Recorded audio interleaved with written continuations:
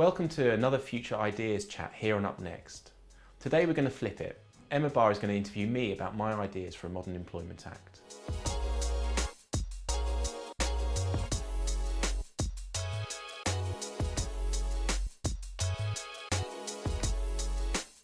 In your essay, you propose a modern employment act.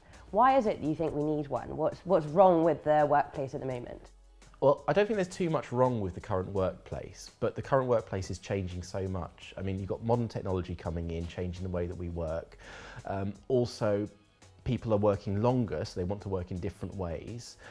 Also, at the same time, there is some exploitation. There are some issues that we want to make sure are dealt with. So, and also, I think what's very, very important is that we don't rest on our laurels. You know, the world of work is working really well under the Conservatives, and this flexible model of working does work really well.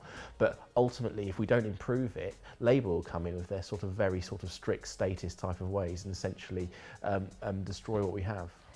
Yeah, and you say that there is some exploitation at the moment. Do you have an example of that and Yes. how that could be fixed? A very, very clear example of that, which was all over the press, was Sports Direct and Shirebrook and the warehouse, where they put people on 0 hours contracts, but operated a very, very strong regime, so people didn't feel like they could say they were ill. The real problem we have is about true flexibility. So flexibility in the workplace is fantastic for most people, and a lot of people do benefit. But when actually workers don't have that upside of flexibility, then they can be exploited. So, for example, in a place like Shirebrook, if you're low skilled, you had very little work opportunities, which meant that they could basically employ people on really bad contracts, exploit them, essentially bully them by giving them 0 hours contracts and knowing that they could punish them, without giving them extra hours if they didn't work in a certain way.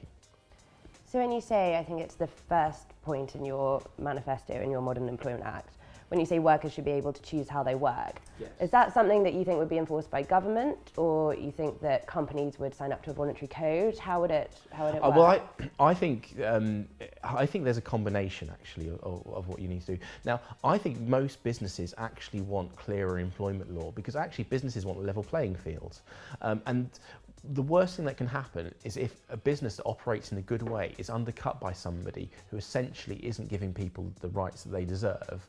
And so that person's getting a competitive advantage by essentially not treating people properly. So the good business struggles, might go out of business, and then you're left with a bad working model. So making sure that there's a clear employment law framework helps everybody. So there are a bunch of different ways that we can make sure that work is good. One is actually to improve the enforcement of employment law. And for that, I would have a little bit more state involvement. So at the moment, in order to enforce your rights, it's very much an individual exercise. For somebody who works in a normal job, let's say in quite a secure environment, enforcing your rights is still a tough choice, because going to court is not nice, complaining about your workplace is not nice, but ultimately it's within a sphere that you could cope with. Just imagine if you're on a low wage, it's the dominant employer in your area, so if you complain, you're on a 0 hours contract, you're not going to get any more hours, you're worried about legal fees, then actually it's going to be very, very difficult for you to complain. So what we need to make sure is there's a system in place that those people who are being exploited aren't exploited.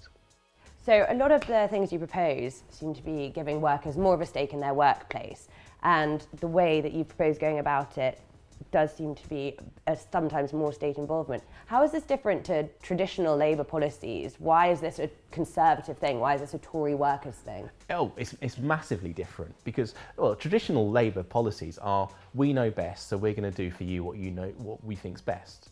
What I'm talking about in this essay, and what Tory workers talk about, is basically giving the power to workers in order for them to be invested in their company. So there's no coincidence that we now have the highest levels of people in work under a Conservative government. There is no coincidence that the economy is working really well. Because a good economy means good business, means good jobs, means good workers, means good services, and all those things are linked together. Well, over here on Labour try and divide people into, you're the business, you're the workers.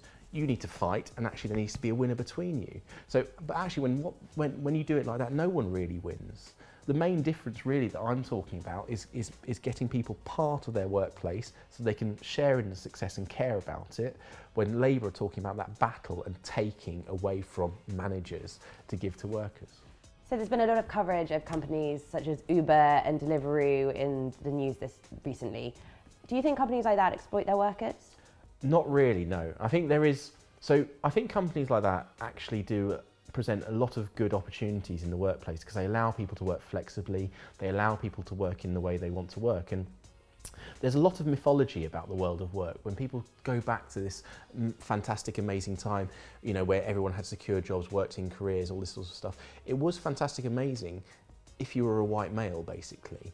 For women, for ethnic minorities, for students, for people who had disabilities, this fantastic way of work never existed. The rise of flexible working has encouraged a lot more people to go into work and be able to work in the way they want to. It's also helped people turn their hobbies into proper jobs as well. So, you know, ultimately, this new way of working is a real great benefit, and we see that in the stats in terms of lots more people in work.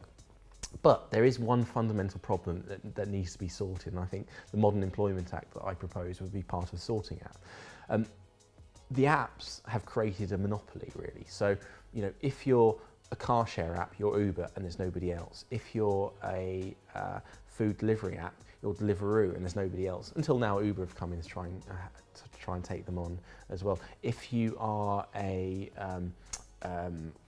want to hire out your room, there's Airbnb, there really is nobody else. And what's happened is this has created a sort of monopoly.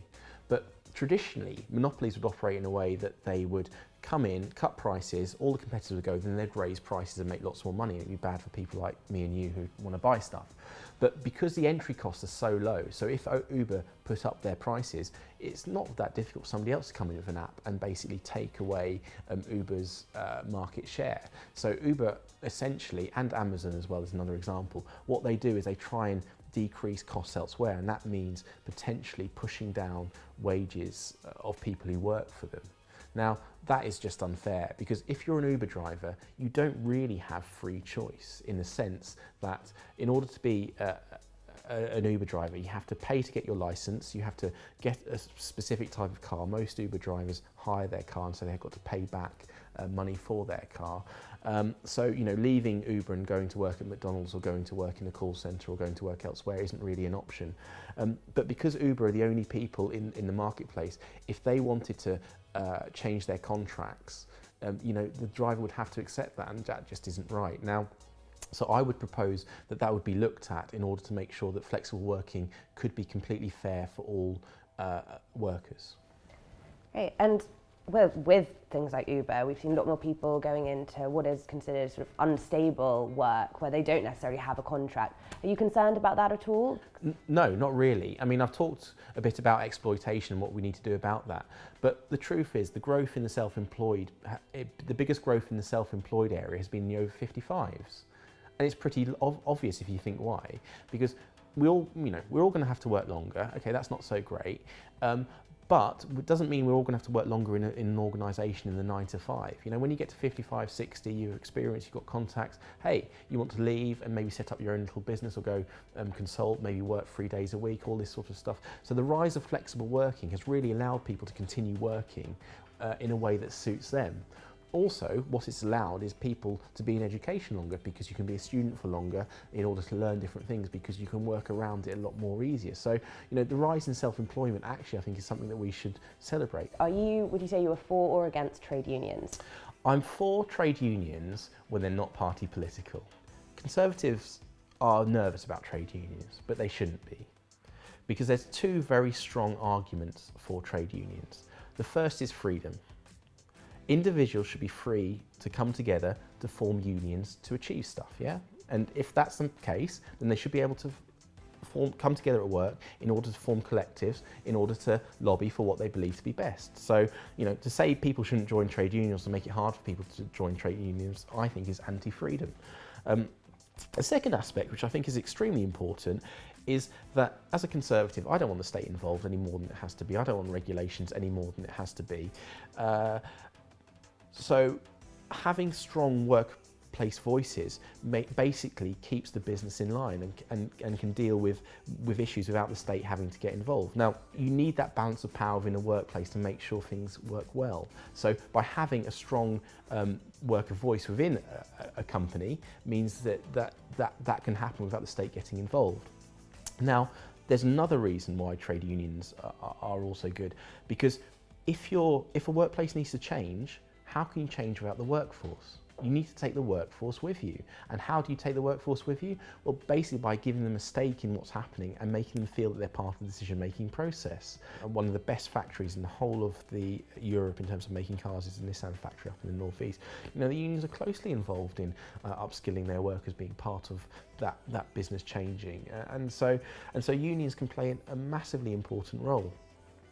But I want to come on to the political point, because this is really key. I was going to say, and this is very, very key. Those trade unions that take that go into party politics and take party politics more serious than their workers don't deserve to have the same status as the other trade unions that I've talked about, which don't concentrate on work matters. It makes me so angry when I see Len McCluskey on the news and all he's talking about is Jeremy Corbyn and right-wing Labour MPs and Labour battles, you know. Why doesn't he talk about AI? Why doesn't he talk about training? Why doesn't he talk about issues to do with work, you know? It makes me really frustrated that our trade unions don't get involved in back-to-work programmes like they do in Norway, for example, because they're just not interested in that sort of stuff. They're not interested in actual work, they're interested in the political battle.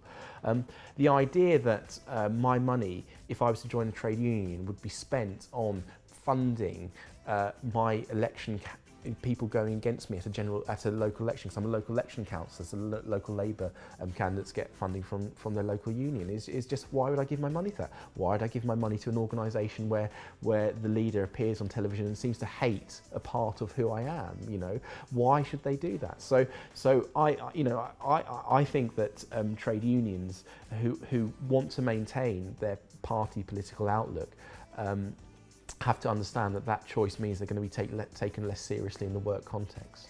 And how would you go about enforcing that? Because it seems to me that they are the ones who are taken the most seriously at the moment. At the moment, trade union laws are pretty stringent in the UK. Now, I think there's a case for repealing some of those stringents, but only for trade unions that are non-party political. So, for example, I think that non-party political trade unions should be able to go and advertise the trade union within a workplace. At the moment, bosses can stop trade unions from coming in and advertising that. Now, going back to Shirebrook, the Shirebrook example, I would love a trade union to be able to go in there and advertise their services to those exploited workers in there, for example. Also, I would give non-political political trade unions charity tax status, so obviously give them a bit more, keep a bit more of their own money. Also, I mean, there would also be other sort of benefits to being non-party political. Essentially, if you're a trade union, you're interested in the world of work, then you should be brought in and encouraged to be a part of the world of work. If you want to play party politics, if you want to basically carry on living your student union dream, fine, but you know, you won't be taken as seriously as other trade unions who are interested in work. One other thing you talk about is the depoliticisation of the workplace. Do you have any examples of how that actually works in practice and how it would benefit workers? Yeah, completely. So the biggest example that you can have in general is if an organisation needs to change because of technology, what does it need to do? It needs to take its workers with you.